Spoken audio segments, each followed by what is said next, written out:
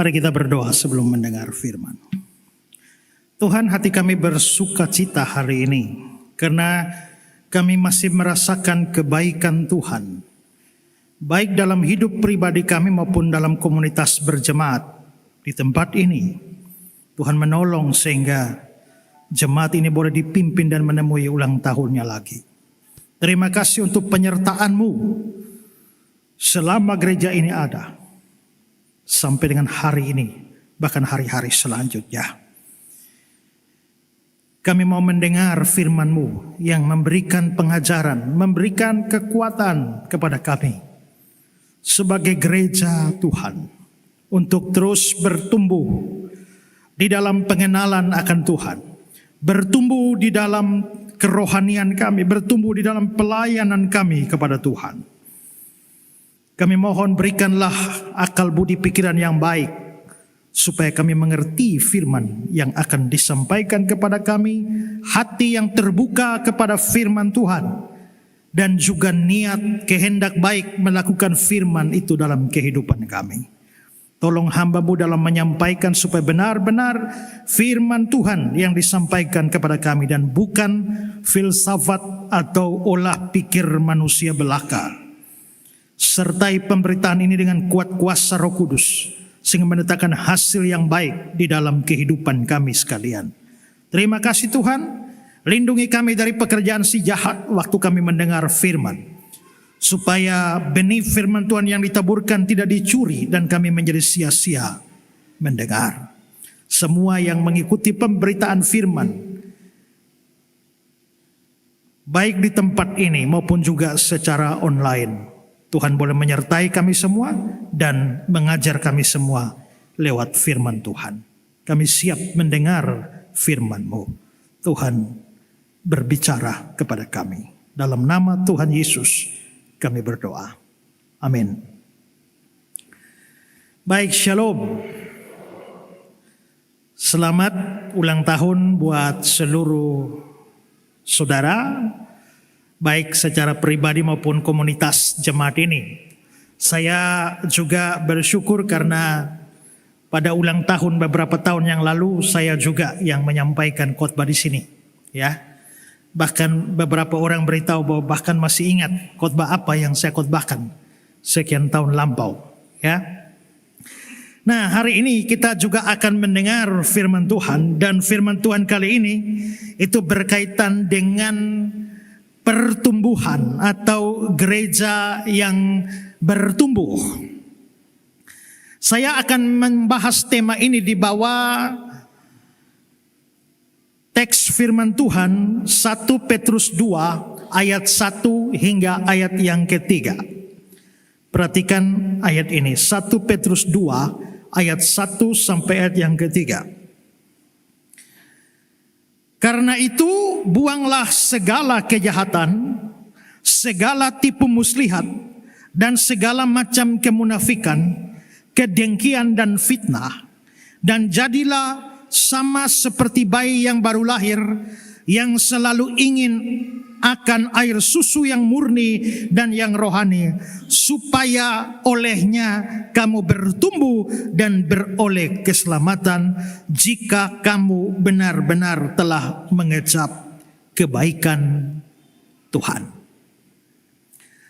Saudara-saudara, berbicara soal pertumbuhan secara rohani atau pertumbuhan iman, maka firman Tuhan memang mengajarkan bahwa gereja Tuhan atau orang Kristen itu harus mengalami pertumbuhan di dalam berbagai aspek kerohaniannya, harus bertumbuh.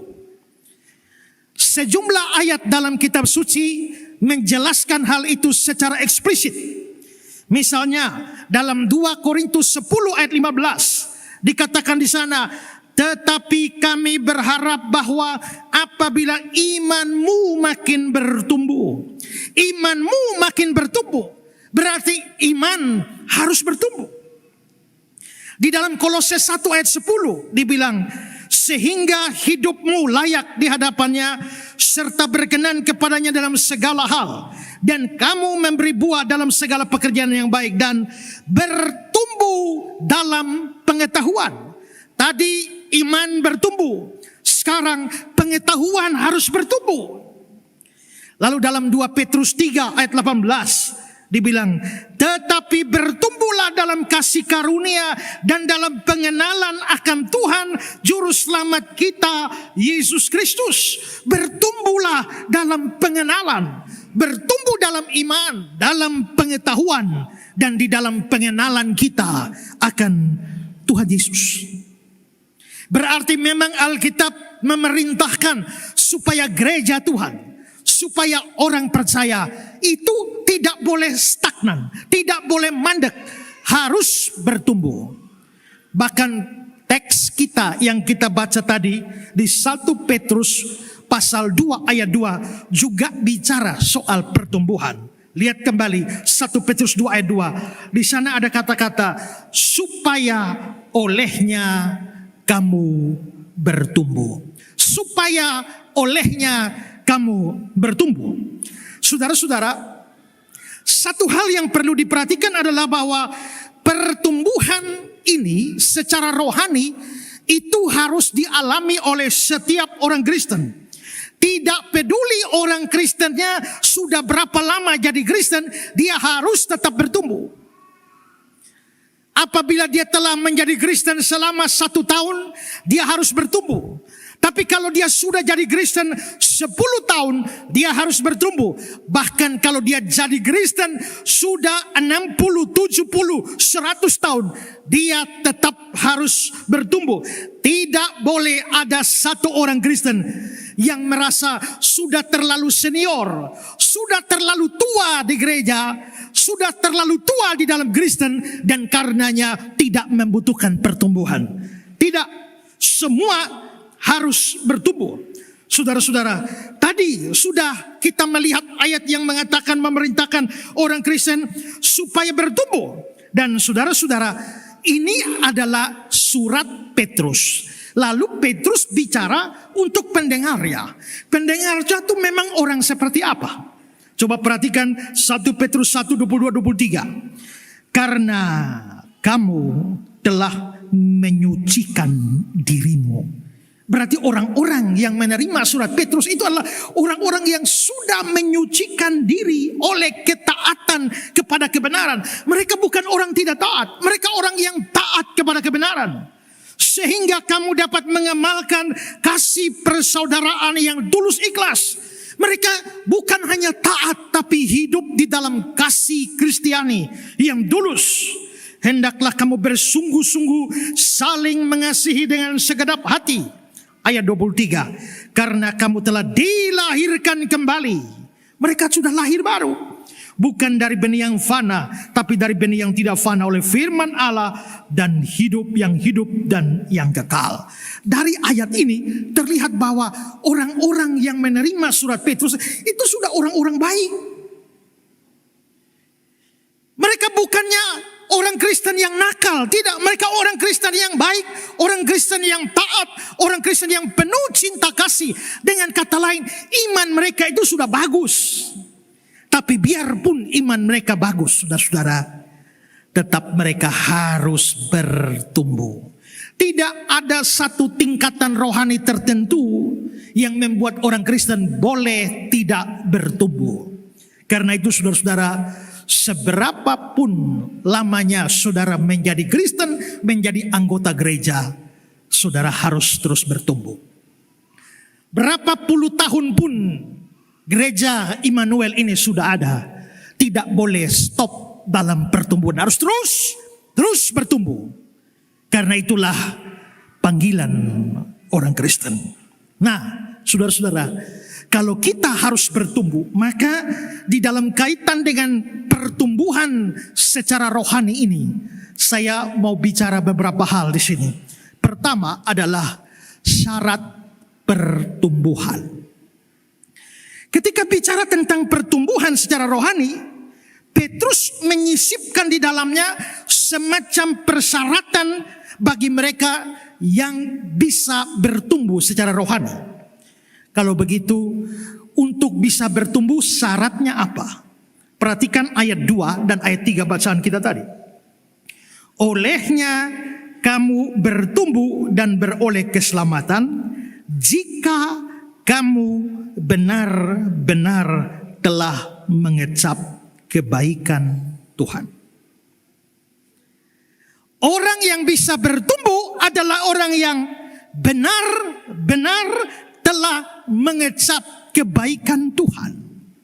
Saudara, mengecap kebaikan Tuhan itu juga semua orang mengecap. Mau Kristen atau bukan Kristen tetap menikmati kebaikan Tuhan. Mau orang percaya Tuhan atau ateis atau komunis tetap dapat kebaikan Tuhan. Mau rajin gereja atau tidak juga tetap dapat kebaikan Tuhan. Mau muncul di gereja 1 tahun 1 kali juga dapat kebaikan Tuhan. Begitu kan?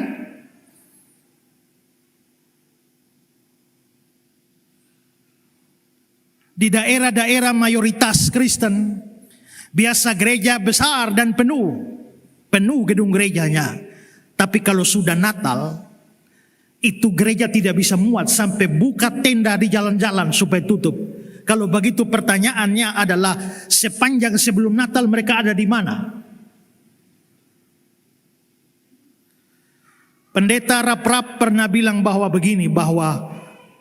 kapal selam konvensional itu bisa menyelam di bawah laut itu selama 3 minggu baru bisa keluar di permukaan.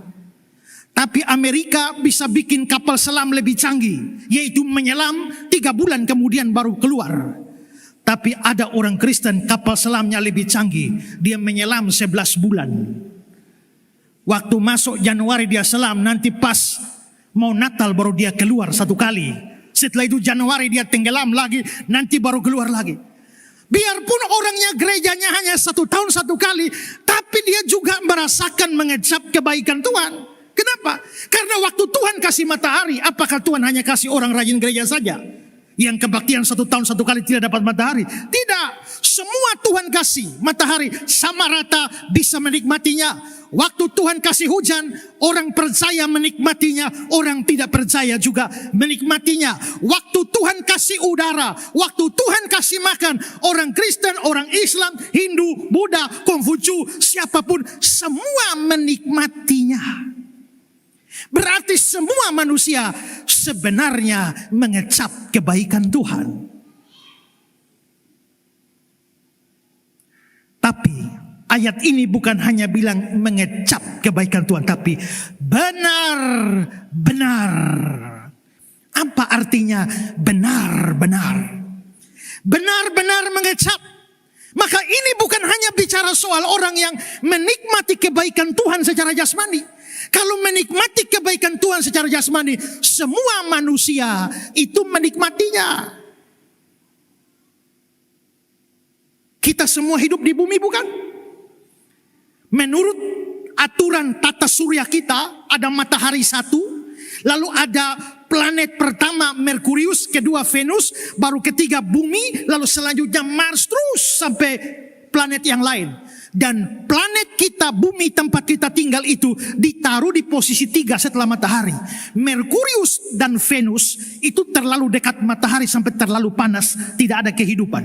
Sedangkan Mars itu terlalu jauh dari matahari sehingga terlalu dingin, sehingga tidak ada kehidupan. Tapi bumi kita ada di nomor 3 yang pas, tidak terlalu panas juga, tidak terlalu dingin. Bayangkan kalau bumi berputar-putar, tiba-tiba dia jadi nomor 1. Maka hangus kita semua kena matahari. Atau dia putar-putar, tahu-tahu dia ganti posisi Mars, menjauh dari matahari, maka kita semua langsung membeku seperti es. Tapi tidak, bumi kita tetap. Itu berarti bahwa semua kita tinggal di bumi telah menikmati kebaikan Tuhan. Tapi saudara, ada kebaikan yang lebih tinggi dari sekedar kebaikan jasmani, yaitu kebaikan yang bersifat rohani, yaitu keselamatan manusia. Kita bisa menikmati kebaikan jasmani, hidup kaya raya di dunia ini, tapi kalau kita tidak diselamatkan, kita belum benar-benar menikmati kebaikan Tuhan.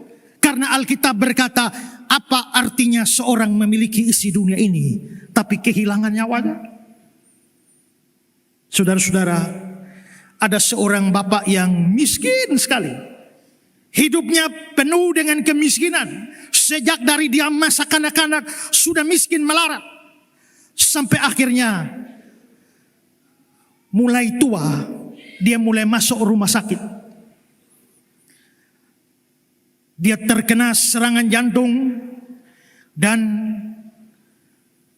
dokter kasih tahu keluarga, tolong si bapak ini tidak boleh ada sesuatu berita yang mengagetkan. Nanti dia bisa mati mendadak. Jadi kalau mau omong apa-apa, usahakanlah supaya si bapak tidak kaget. Mau kabar baik ke kabar buruk ya, pokoknya dia tidak boleh kaget. Kaget nanti mati tiba-tiba, mati mendadak. Sementara dia ada di rumah sakit, tiba-tiba terkuaklah sebuah peristiwa masa lalu. Ternyata papanya itu dulu orang kaya, tapi karena peristiwa tersebut maka akhirnya mereka miskin melarat.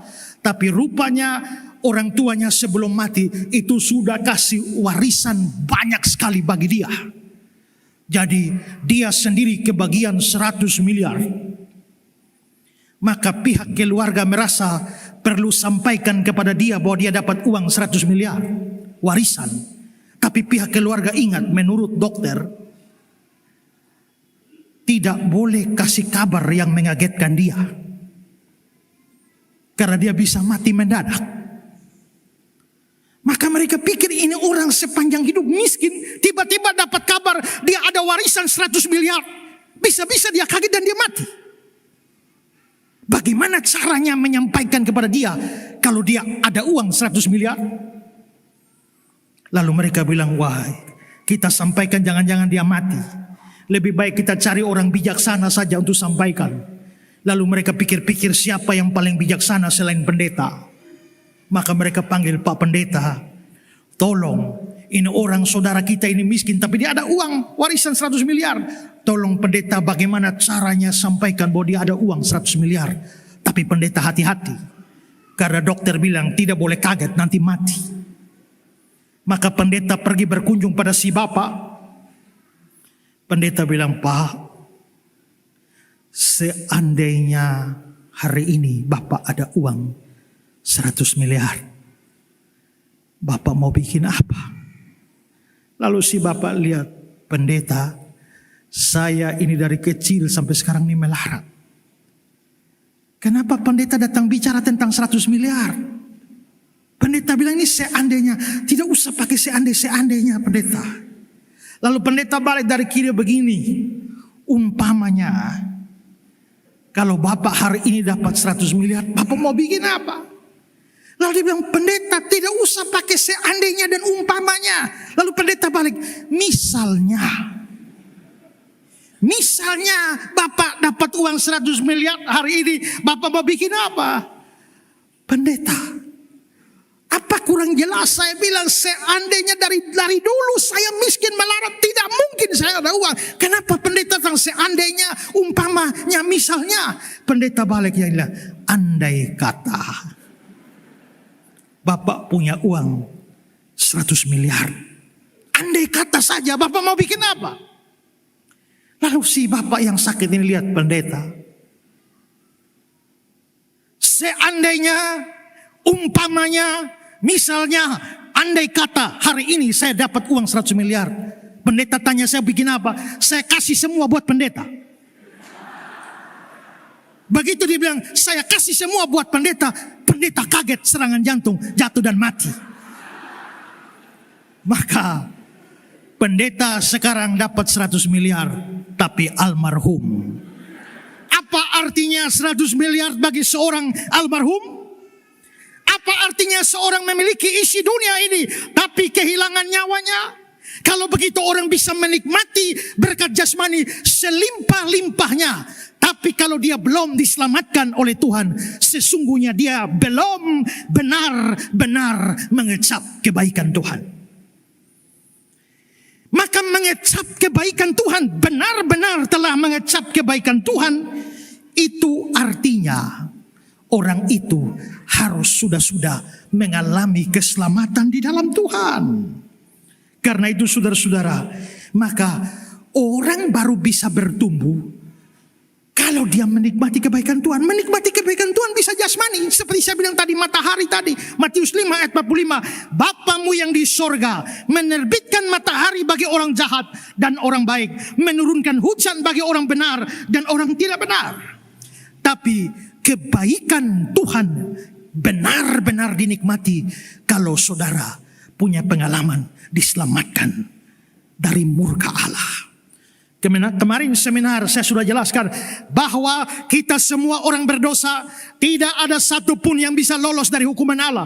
Berbuat baik tidak bisa, berhenti berdosa juga tidak bisa. Tidak ada apapun yang bisa meloloskan kita dari hukuman Allah. Saya setiap kali bernyanyi Rock of Ages clap for me, betul-betul saya gemetar.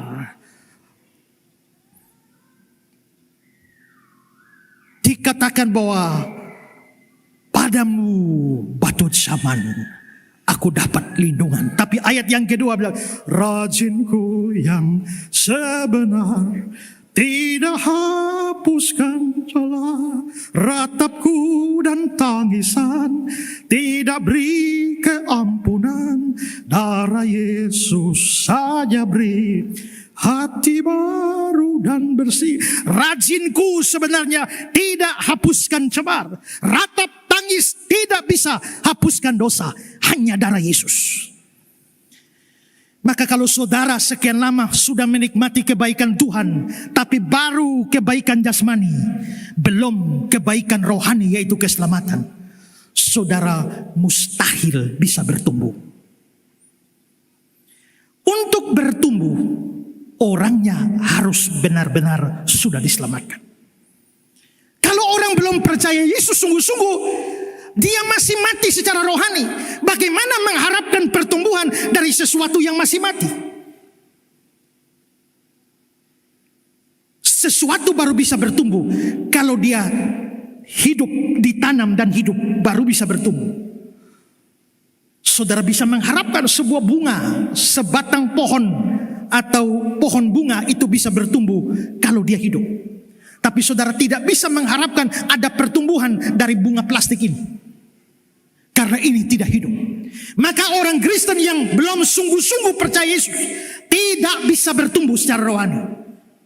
Kalau hanya KTP-nya saja Kristen, tidak bisa bertumbuh. Hanya kalau saudara sudah benar-benar terima Yesus sebagai juru selamat dan Tuhan, baru saudara bisa bertumbuh. Ada banyak orang Kristen, tapi sebenarnya bukan orang percaya. Terdaftar di gereja, tapi tidak terdaftar di dalam kerajaan Allah. Saudara, beberapa tahun yang lalu, mungkin saudara mengikuti waktu si Yahya Waloni menyerang iman Kristen secara membabi buta. Dan saya rencana debat terbuka dengan dia. Waktu Yahya Waloni menghina Kristen sedemikian rupa di YouTube, tiba-tiba ada satu orang Kristen telepon saya dari satu kampung di NTT sana. Dia bilang begini, Pak Pendeta, kenapa? Saya orang Kristen, saya sangat sakit hati dengan Yahya. Terus, kalau Pak Pendeta izinkan, Pak Pendeta izinkan saya mainkan dia. Satu hari mati. Maksud saya tanya, maksud Bapak mainkan bagaimana? Pak Pendeta, biar kita begini-begini, kita Kristen tapi kita masih punya pegangan Pak Pendeta. Maksudnya dia punya opo-opo, dia punya kuasa gelap. Kalau pendeta izinkan saya sikat dia, satu hari dia mati. Saya rasa iman saya, agama saya dihina. Maka dia sangat cinta agamanya, tidak mau agamanya dinista, tidak mau agamanya dihina. Tapi dia masih pakai kuasa gelap. Bagaimana orang bisa cinta agamanya tapi tetap memegang kuasa gelap? Banyak orang seperti itu di dalam gereja. Mereka cinta gereja, mereka cinta Kristen, tapi mereka belum sungguh-sungguh menjadi orang percaya di dalam Tuhan. Yang begitu tidak bisa bertumbuh. Kalau begitu, syarat bertumbuh adalah kamu harus benar-benar orang percaya, benar-benar telah mengecap kebaikan Tuhan. Setelah syaratnya, sekarang mari kita lihat caranya. Dan cara ini sekaligus dapat menjadi tandanya saya bertumbuh secara rohani itu caranya bagaimana atau tandanya bagaimana. Saudara-saudara, teks kita itu memberikan beberapa hal atau beberapa cara yang bisa menjadi cara pertumbuhan sekaligus tanda pertumbuhan. Yang pertama adalah kita harus berusaha membuang dosa-dosa kita. Perhatikan ayat 1. Karena itu, buanglah segala kejahatan, segala tipu muslihat, segala macam kemunafikan, kedengkian dan fitnah. Buanglah. Semua itu adalah dosa. Kejahatan, tipu muslihat, kemunafikan, kedengkian, fitnah, semua itu adalah dosa. Harus dibuang. Tapi bukankah orang yang mengalami pertemuan sudah orang percaya, mengapa masih disuruh buang dosa? Ya, karena biarpun orang sudah orang percaya, tapi dia masih hidup dalam dunia, dia bisa berdosa. Siapa yang meragukan iman Nuh, bahwa Nuh adalah seorang yang benar-benar beriman, tapi ternyata Nuh juga bisa jatuh pada dosa kemabukan. Siapa meragukan iman Abraham, dia orang percaya sungguh-sungguh, bapa segala orang benar, tapi ternyata dia jatuh di dalam poligami. Tidak ada yang meragukan iman dan kerohanian Daud, tapi dia jatuh dalam perzinahan dan pembunuhan. Tidak ada yang meragukan iman Petrus, tapi dia bisa jatuh dalam penyangkalan terhadap Yesus. Maka orang sudah sungguh-sungguh percaya masih tetap jatuh di dalam dosa, masih bisa jatuh bangun di dalam dosa. Itulah sebabnya dosa bisa menghambat pertumbuhan rohani. Supaya kamu bisa bertumbuh, kamu harus terus berjuang di dalam membuang dosa. Maka tadi dalam bacaan kita ini tadi bilang, buanglah. Ini merupakan kata yang biasa digunakan untuk penanggalan sebuah pakaian yang begitu kotor dengan rasa jijik. Dosa mempunyai macam-macam perwujudan, dan karenanya kita tidak boleh puas hanya bisa buang dosa satu, tapi tetap dalam dosa yang lain. Harus berjuang, semua dosa kita buang. Perhatikan ayat 1, dikatakan kata segala muncul. Karena itu buanglah segala kejahatan, segala tipu muslihat, segala. Ini menunjukkan bahwa perjuangan di dalam buang dosa itu harus terus menerus dalam semua aspek. Sepanjang dosa belum dibuang, kita sukar bertumbuh secara rohani. Saudara, ada dua pemuda yang hidup di sebuah pulau. Pulau ini ada dikelilingi oleh laut, pulau kecil. Mereka tinggal di sini. Lalu satu hari ada undangan pesta di pulau sebelah. Pulau sebelah juga kira-kira mirip dengan pulau itu, tapi untuk ke pulau sebelah itu harus naik perahu. Naik perahu sampan bisa. Karena dua pemuda ini diundang untuk pesta di sebelah, maka mereka dua dari pulau mereka naik perahu sampan, lalu dayung ke pulau sebelah. Setelah parkir, ikat jangkarnya, diikat di pohon, mereka dua lalu ikut pesta di sebelah. Pesta itu sepanjang malam makan-makan, minum-minum, mabuk-mabuk, goyang-goyang. Sampai subuh hampir siang. Mereka dua masih mabuk, walaupun hanya setengah mabuk, setengah sadar. Tapi karena matahari sudah mau terbit, mereka dua bilang, mari kita dua pulang. Maka mereka dua kembali ke pantai, naik ke perahunya, lalu mulai dayung pulang menuju ke pulaunya. Dan mereka dua biasanya kalau normal itu hanya nyebrang saja setengah jam sampai. Tapi mereka rasa mereka sudah 2 jam kok tidak sampai-sampai.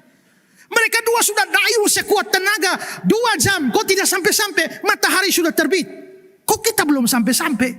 Begitu matahari mulai terang, mabok mulai hilang, mereka buka mata, ternyata mereka berdua naik perahu, dayung kuat-kuat, tapi tali jangkar belum lepas dari pohon. Ikat dia situ, terus dayung, dayung. Bagaimana kau bisa maju kalau tali jangkarnya masih terikat di situ? lepaskan dulu tali jangkarnya, dayung baru maju. Begitu juga kita ingin bertumbuh, maju dalam rohani. Tapi kalau banyak dosa masih mengikat kita, kita belum melepaskan dosa-dosa itu, jangan mimpi ada pertumbuhan rohani. Maka syarat untuk bisa bertumbuh, lepaskan dan buang dosa. Dan ciri atau tanda orang bertumbuh adalah dia berani melepaskan dosa-dosanya. Saya tidak tahu kita punya dosa apa-apa. Tapi ada orang yang mengatakan bahwa masing-masing orang punya dosa favorit. Dosa yang lain tidak terlalu menarik, tapi yang satu yang favorit itu susah dia lepaskan. Tapi sepanjang kamu tetap memelihara dan tidak melepaskannya, jangan harap bisa bertumbuh. Itu pertama. Yang kedua, kita harus mau belajar firman Tuhan. Perhatikan ayat 2. Jadilah sama seperti bayi yang baru lahir, yang selalu ingin akan air susu yang murni dan rohani, supaya olehnya kamu bertumbuh. Saudara, perhatikan, tadi Petrus suruh buang dosa. Lalu sekarang dia suruh supaya kita selalu ingin air susu yang murni dan rohani. Apa itu air susu yang murni dan rohani? Saya mau bahas ini dalam potongan-potongan kecil dari ayat ini. Yang pertama, air susu yang murni dan rohani. Lihat kembali ayat 2. Next. Terus, yang murni dan yang rohani. Air susunya ini air susu rohani. Ayat ini di dalam beberapa terjemahan berbahasa Inggris itu berbeda-beda. Revised Standard Version menerjemahkan susu rohani yang murni. New International Version, susu rohani yang murni. King James, susu firman yang murni. New American Standard Bible, susu firman yang murni. Jadi kelihatannya yang dimaksudkan dengan susu rohani itu adalah firman. Jadi sama seperti bayi menginginkan susu dari ibunya, orang Kristen yang mau bertumbuh itu harus menginginkan susu rohani. Itu firman Tuhan. Maka supaya bisa bertumbuh, firman Tuhan itu menentukan pertumbuhan rohani. Ingat, yang menentukan yang membuat iman bertumbuh bukan praise and worship. Walaupun praise and worship itu penting. Yang bikin iman bertumbuh itu bukan liturgi, tapi firman Tuhan. Walaupun liturgi itu penting. Kadang-kadang kita gereja Protestan ini mengutamakan liturgi jauh lebih penting dari firman. Orang khotbah salah atau khotbah ngawur pun tidak jadi soal. Tapi kalau liturgi berani salah sedikit, itu jadi soal. Di salah satu kampung di NTT sana, kebaktian hari Minggu berjalan dengan baik sampai pendeta doa berkat. Selesai. Jemaat sudah pulang, amin, amin, sudah pulang. Waktu begitu jemaat sudah pulang, di kampung ini, majelis lari panggil, masuk semua, masuk kembali ke gereja. Jemaat bingung. Tadi sudah kebaktian, sudah doa berkat, amin. Kenapa masih kembali? Semua jemaat kumpul kembali lagi. Lalu pendeta naik mimbar, sorry saudara-saudara, tadi kita lupa pengakuan iman rasuli. Jadi ulanglah. Bayangkan itu, ya. Artinya liturgi itu ditekankan sedemikian rupa. Tidak salah kita pakai liturgi. Semua gereja menurut saya harus ada tata ibadahnya. Tetapi yang menyebabkan pertumbuhan rohani adalah firman. Maka firman Tuhan harus lebih diutamakan dari semua acara yang lain. Kenapa? Di dalam gereja kita mimbar selalu di tengah. Kenapa mimbar tidak taruh di pojok sana, tapi drum ditaruh di pojok sana? Karena mimbar itu posisi sentral, artinya firman Tuhan itu harus jadi terutama di dalam gereja. Karena itu saya tidak terlalu suka orang menyanyi terlalu panjang sampai capek-capek, giliran khotbah sudah capek semua. Mereka bisa menyanyi 1,5 jam. Setelah itu, Pak Pendeta kalau bisa khotbah 20 menit. Saya bilang tidak bisa. Kau menyanyi 1,5 jam, lalu firman Tuhan kau minta 20 menit.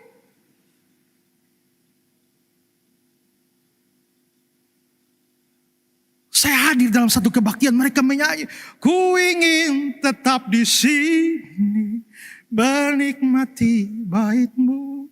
Ku ingin tetap di sini dan memandang indah wajah-Mu. Saya menikmati. WL-nya bilang sekali lagi, ku ingin tetap di sini. Selesai. WL bilang lebih sungguh-sungguh sekali lagi, ku ingin tetap di sini. Oh saudara-saudara, sekali lagi. Saya hitung, ku ingin tetap di sini 1, 2, sampai 12 kali. Sudah 12 kali lagi. WL-nya masih bilang, sekali lagi ku ingin tetap di sini. Dalam hati saya bilang, saya sudah tidak ingin di sini lagi. Menyanyi itu penting, perlu. Tapi jangan ditekankan lebih daripada firman. Karena susu rohani itu firman. Firman itu penting, terpenting. Kalau yang kurang penting ditekankan terlalu berlebih-lebihan, maka yang penting biasanya tergeser. Oke, saudara pernah nonton tinju? Ronde 1, ronde 2. Di antara ronde 1 dan ronde 2 waktu petinju istirahat ada apa? Ada apa di atas panggung? Antar ronde. Ada perempuan cantik bukan? Tujuan perempuan itu ada di atas panggung untuk apa? Untuk apa? Fungsinya dia di atas untuk apa? Untuk menunjukkan mau masuk ronde berapa. Itu kan fungsinya. Tapi perempuan yang bawa papan ronde itu terlalu seksi. Sampai akhirnya tujuan yang terpenting itu papan ronde, papan penunjuk ronde. Tapi karena terlalu seksi sampai orang perhatikan keseksiannya, lupa papan rondenya. Waktu saya dengan teman saya lagi nonton, tiba-tiba naiklah perempuan itu lenggak-lenggok. Kita dua lihat. Setelah itu tinju mulai, kita bilang, ronde berapa ya? Saya juga tidak tahu. Bagaimana kita dua tidak tahu padahal kita mata ada melotot? Artinya sebenarnya yang paling penting itu papan rondenya. Tapi ternyata gayanya itu lebih ditekankan, maka papan rondenya jadi lupa.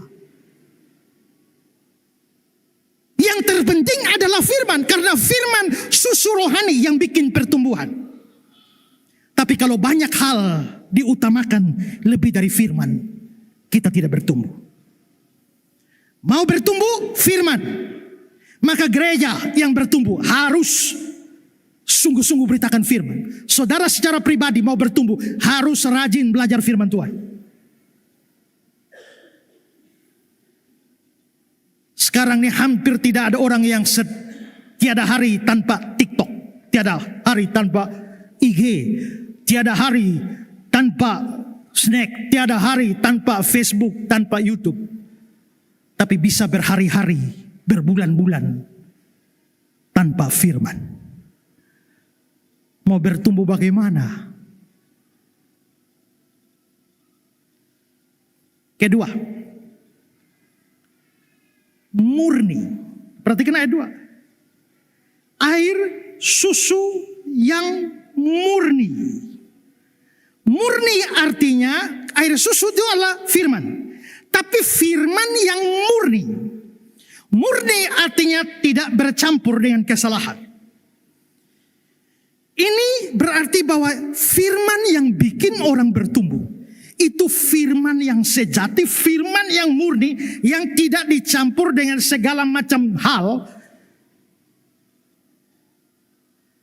Yang membuat kemurnian firman itu menjadi tercemar. Hari ini ada banyak orang bicara firman. Ya, tapi firman-Nya tidak lagi murni. Itu seperti kasih susu, tapi tidak lagi susu murni, sudah dicampur air. Susunya 1 sendok, airnya 1 ember. Bagaimana mendapatkan susu yang murni?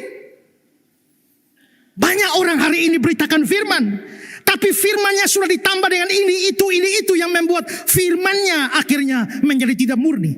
Salah satu hal itu adalah misalnya lelucon. Saya juga tidak anti kalau orang berbicara yang lucu waktu dengar khotbah, lalu ketawa seperti tadi saya bikin saudara ketawa juga. Tapi ada orang yang memang berniat untuk hanya membuat orang tertawa, tapi tidak membahas firman-Nya. Kalau model begini lebih baik kita nonton lawak daripada mendengar firman. Banyak orang hanya membawa lelucon ke atas mimbar, tapi tidak menggali ayat firman Tuhan yang dibahas. Itu bukan firman yang murni. Ada yang bawa begitu banyak lelucon, begitu banyak cerita, kesaksian. Saya kemarin bicara dengan Pak Kelvin, saya bilang begini. Sayur itu kalau tidak pakai bumbu tidak enak, jadi harus taruh bumbu. Tapi ada orang yang bumbunya terlalu banyak, tapi sayur hanya 2 batang. Padahal kita makan sayur bukan makan bumbu. Mama saya bercerita bahwa dia pergi ke gereja dan pendeta bicara baca Mazmur 23. Tuhan adalah gembalaku yang baik bla bla sampai selesai. Lalu pendeta mulai berkhotbah, saudara-saudara, tadi malam saya mimpi. Lalu pendeta cerita mimpinya kemana-mana, tiba-tiba amin.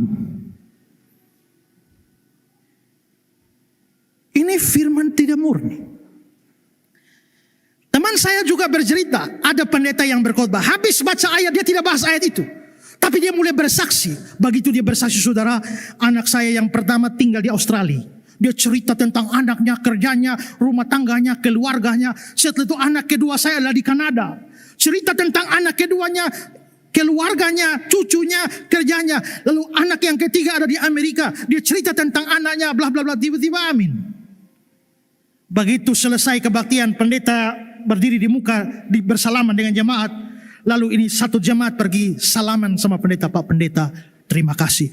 Dengan khotbah Bapak, sekarang saya menjadi lebih mengenal anak-anak Bapak.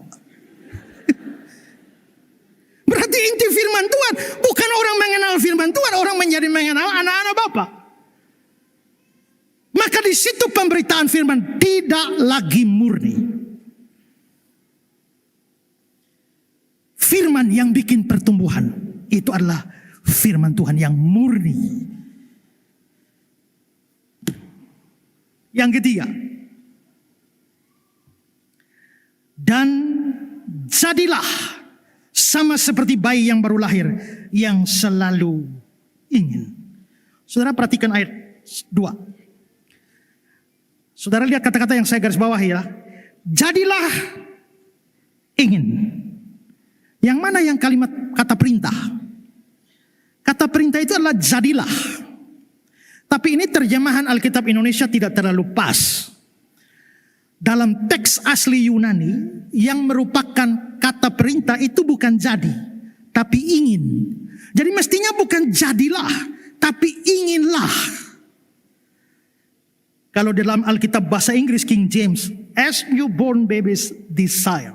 Seperti bayi yang baru lahir, inginkanlah, bukan jadilah, tapi inginkanlah. Itu berarti orang Kristen harus menginginkan, merindukan firman Tuhan sama seperti bayi rindu minum susu. Tapi berbeda dengan bayi yang tidak perlu disuruh-suruh, pasti rindu susu, air susu mama. Orang Kristen kadang-kadang sangat sukar disuruh rindu firman Tuhan. Mengapa kita suka rindu firman Tuhan? Karena mungkin ada hal lain yang kita rindukan lebih dari firman. Kita lebih suka TikTok daripada firman. Ya Pak Pendeta, tapi di TikTok juga ada firman. Ya kalau itu tidak apa-apa. Ya, kita lebih suka game daripada firman. Kita lebih suka berita-berita daripada firman. Semua tidak salah. Tapi firman Tuhan harus dirindukan.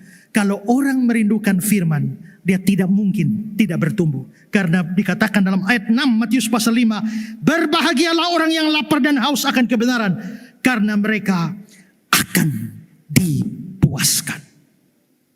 Terakhir, keempat, supaya olehnya kamu bertumbuh. Ayat 2 bagian akhir, supaya olehnya kamu bertumbuh. Maka kerinduan firman itu tujuannya bertumbuh. Ada orang rindu firman, tapi sebenarnya bukan untuk bertumbuh. Dia hanya rindu belajar firman, tujuannya supaya bisa berdebat. Dia rindu belajar firman Tuhan hanya karena dia senang belajar. Dia rindu belajar firman Tuhan hanya karena guru beri tugas. Tujuan utama belajar firman itu harus untuk pertumbuhan rohani. Maka motivasi di dalam belajar firman Tuhan itu begitu. Saudara, ada banyak orang Islam sekarang belajar Alkitab lebih banyak dari orang Kristen. Tapi mereka belajar Alkitab untuk apa? Bukan untuk bertumbuh, tapi untuk cari kesalahannya supaya bisa serang orang Kristen. Saudara lihat di TikTok ada banyak orang agama lain belajar Alkitabnya luar biasa, tapi hanya untuk cari kesalahan. Maka orang belajar Alkitab dengan motif seperti itu tidak akan bisa bertumbuh. Tapi kalau kita belajar Alkitab dengan tujuan bisa bertumbuh, Tuhan pasti akan kasih pertumbuhan rohani. Maka ringkasnya begini, kalau saudara mau bertumbuh dalam rohani, dua saja. Pertama, lepaskan dosa. Kedua, rindulah firman Tuhan dalam hidup saudara. Kalau saudara lakukan itu, saudara pasti bertumbuh. Kalau gereja ini mau bertumbuh secara kolektif, gereja juga harus setia di dalam menyuarakan berita pertobatan, berita Injil, sambil gereja juga mengajar firman Tuhan secara ketat. Ini perlu semua. Kalau jemaat rindu firman tapi pendetanya tidak, maksudnya tidak mau mengajar dengan baik, gak bisa bertumbuh. Pendetanya mau ngajar firman Tuhan dengan baik, tapi jemaatnya malas, itu juga tidak bisa. Kalau kita bicara tentang pertumbuhan bersama-sama, pendeta, pengajar, majelis harus mau mengajar firman Tuhan sungguh-sungguh. Tapi pada saat yang jemaat juga harus punya kerinduan belajar firman Tuhan. Tandanya apa kalau jemaat rindu belajar firman? Kalau ada kelas pelajaran Alkitab, pasti mau datang. Kalau ada seminar, pasti mau datang. Begitu ya Ibu Pendeta ya? Ya. Ada acara di mana saja yang bisa belajar firman Tuhan, mendalami Alkitab, pasti rindu.